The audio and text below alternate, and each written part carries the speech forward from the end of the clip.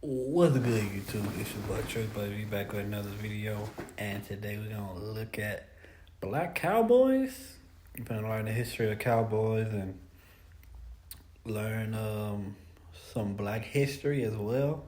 Like I said back in the beginning of the year, Black History is every day, and not just once a year. It's not just 1 month, but it's an everyday thing. So let's check this out and let's see what they saying.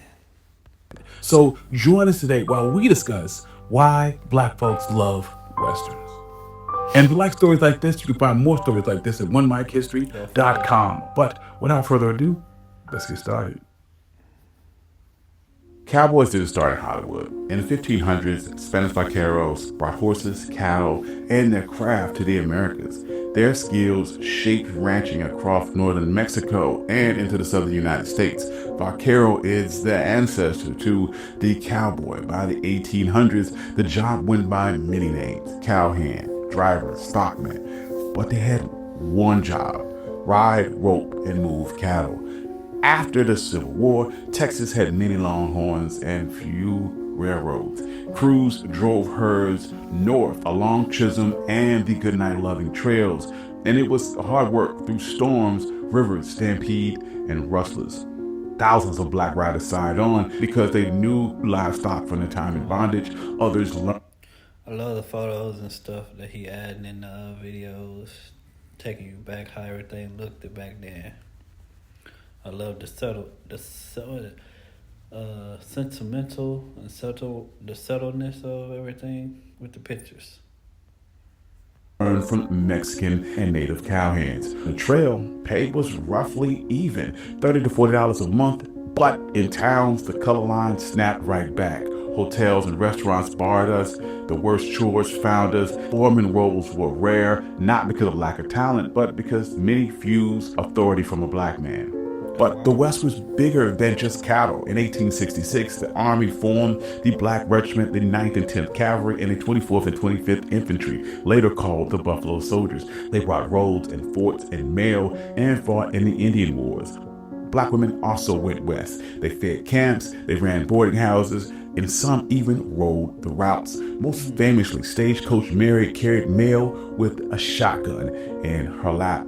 So we keep all of this in mind when we talk about why Westerns were so important. Because on the trail, freedom moved. Out there, a good horse, a wide horizon, felt like freedom from Jim Crow. The pay was competent, and if you could hold the night guard and calm a herd, it mattered more than your skin color. There was order that you could trust. The Buffalo Soldiers and deputies like Bass Reeves offered a model of lawful self-defense that was steady, disciplined, and protective. It also brought a bit of dignity. Land claims and ranch work in small towns, and even the word cowboy, which was initially supposed to be a slur, became a title that we wore with pride. So when Westerns talk about the road, the crew, the lawman, and the town that stands up, it echoes how black people survived, moved, worked, defended, and organized. By the late 1880s, the open range was closing, railroads had spread, barbed wire fenced the land, and the brutal winter of 1886-1887 killed herds and ended many of the big drives. But the public's love for the idea of the cowboy didn't die. Dime novels and Wild West road shows sold the simple myth of white progress, taming that wild land. Early films copied that script. Stagecoach in 1939 made it the model with the white hero in a black and white world. But names like Nat Love, Bill Pickett, and Bass Reeves were pushed off screen. And when we did appear, it was often as a joke. And this is how the whitewashing stuck, but it didn't stay erased. During segregation, black filmmakers made race westerns for primarily black theaters. Singer Herb Jeffries became the Bonds Buckaroo in Harlem on the Prairie and Harlem Rides the Range. He stood tall, he sang, and he saved the day. And kids finally saw a black cowboy that looked like them. In 1972, Sidney Poitier directed Buck and the Preacher. He and Harry Belafonte played guides protecting free people heading west from night riders. The film put Black and Native alliances on screen and tied the Western to freedom work. Years later, more films mixed Western settings with Black culture. On and off screen, the tradition grew. The Bill Pickett International Rodeo was founded in 1984 and toured the country and taught the missing history of Black cowboys while riders showed off within the arena. Today, we're in a bit of a revival. Movies like The Holiday Fall use real names like Nat Love, Bill Pickett, and Bash Reeves, along with a fictional, bold modern story. The Concrete Cowboys showed Black stables in Philadelphia and how to keep horses close to home. Lawmen like Bash Reeves were finally put on the big screen, and Jordan Peele's movie Nope used Western language like rancher and wrangler and a threat on your land to tell a sharp horror story about work and control over a Black-owned ranch.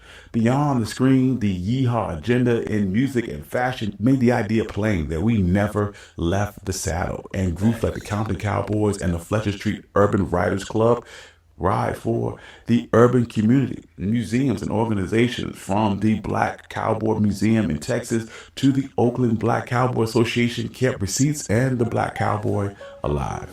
So, to answer the ultimate question, why do Black folks love Westerns?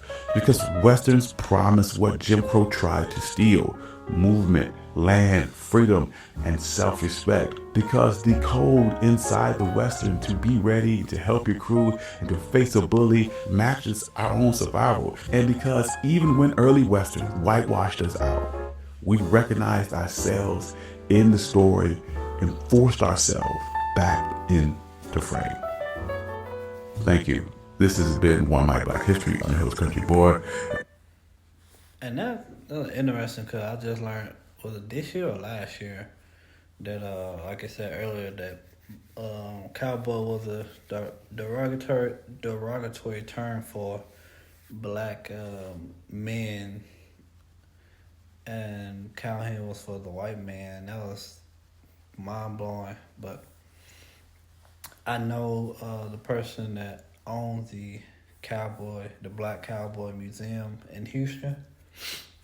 Known him for a while, and it's just beautiful just to see the history and learn about the history and how it just helped our community and strengthened our community when other system was set against us.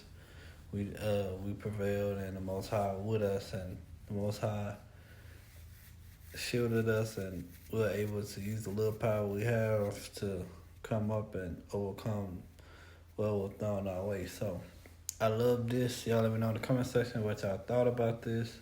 What did you learn? And y'all let me know what y'all knew about cowboys, black cowboys, and stuff like that. So y'all let me know, and y'all have a blessed one. It was a great history. The Most High love you, Jesus. Love you, Holy Spirit. Love you. I love you. Y'all take care. Hit that like button, and share, and subscribe. Be a part of the church family. And we out of here.